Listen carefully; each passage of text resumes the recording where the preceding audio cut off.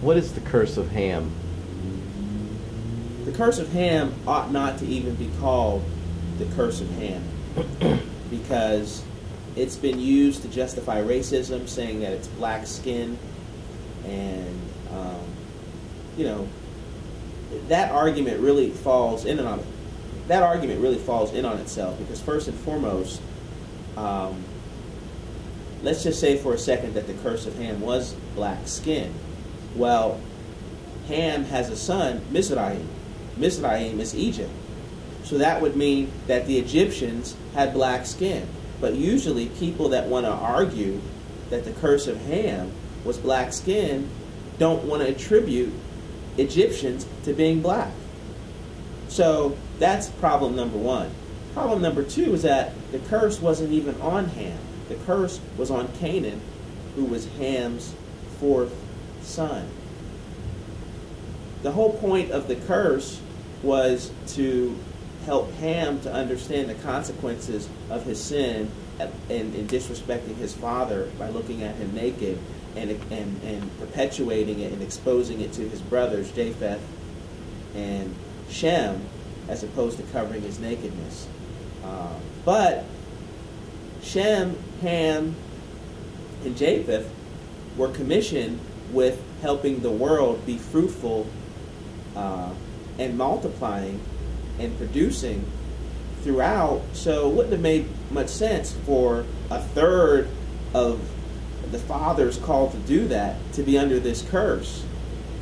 So in mercy, Noah curses Ham's fourth child because he didn't want all of Ham's children and Ham himself to just be this negative counterproductive force. That could create a whole lot of problems when you're called to replenish the earth, but yet a third of the people who are trying to help you are cursed.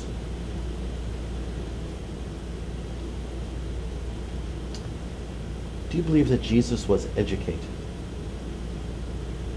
Jesus was clearly educated. Education comes from the word educe, which means to draw out.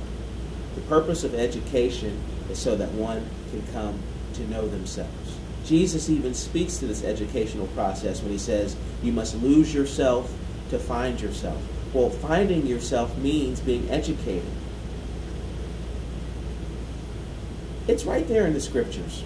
Number one, we have this fact. Nobody knows what Jesus did between 12 and 30.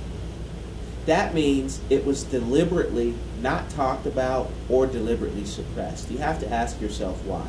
Well, we do know that at 12, he's confounding the scribes and teachers and masters of his time.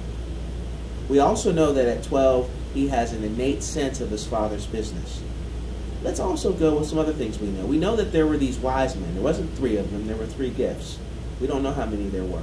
They were magi.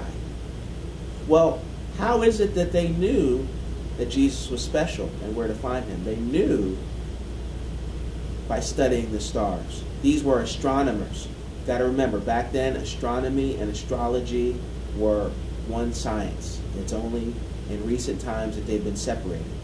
So the stars bore witness to the uniqueness of Jesus' destiny. What's also interesting, though, is that these were considered wise men. Now, you tell me, wise men are going to travel all this way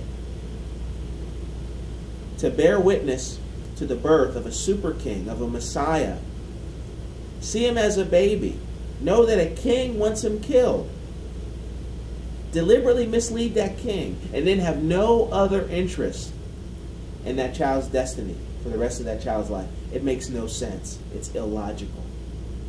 These men were chiefly invested in Jesus' destiny.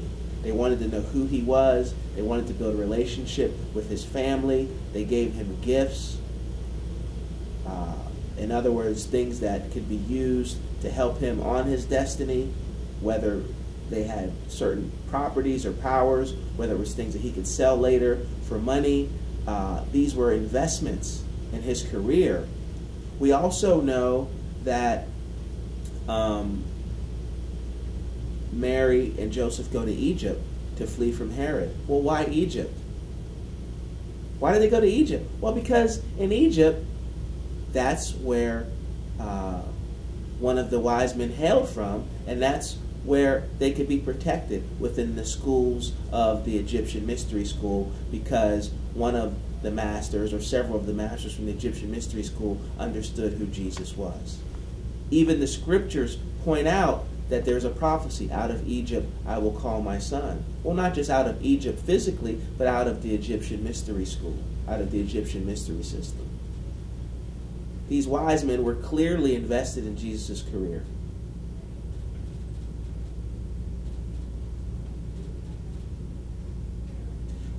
These wise men were clearly invested in Jesus' career, and it makes sense that once he became aware of his destiny at 12 and started really showing, once he started to really show a penchant for teaching, as he does by teaching the wise men and knowing that his father was someone besides Joseph, Mary knew that it was time for him to get educated with the wise men. Not taught, meaning be indoctrinated. He's the Logos made flesh. He doesn't need to be indoctrinated, but to help be fully pruned, that he could come to full maturity, which is what is taught in Hebrews, made perfect. Now, that doesn't mean without flaw or without blemish, though he was that, but that's not what the idea of perfection means biblically. Perfection means brought to maturity, just like Noah was perfect in his generations. So, and the scriptures tell you, he grew in stature with God and with men. Well, what does that mean? That means he was educated. Where? Well, you're deliberately not told, because part of the techniques of the Egyptian Mystery School is to keep their techniques and their methods secret, to pass them on orally. Why? Well, because once you get into sign and symbol, it just perpetuates confusion. That was the whole thing that was done at Babel. Sign and symbol, language, words, these things create confusion. But to pass things on orally, that really is the key. True teaching must always be oral. One-on-one, groups. That's how Jesus taught. Yeah, and that would make sense as to why he adopts the same pattern in his teaching style. Absolutely. Because Jesus adopts the same pattern in his teaching style, because the minute Jesus writes his own autobiography, well, if he writes his own autobiography, then it could be changed, it could be discredited, and because it's actually now an artifact, it has authority and weight. No, the Spirit doesn't need to have a physical witness. And this is why Jesus was able to come as he was, not create an artifact or a document, just exist, and the whole world ever since has had to reconcile with that. And yet, Paul, the most dynamic writer of the New Testament, has some of the most dynamic impact and lets us know a lot about Jesus' power.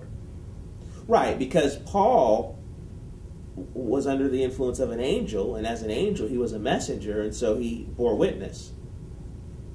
Bear witness to the Logos. We're all called to do that. And yet Paul is subject to sign and symbol and misinterpretation, interpretation, and misapplication. Absolutely.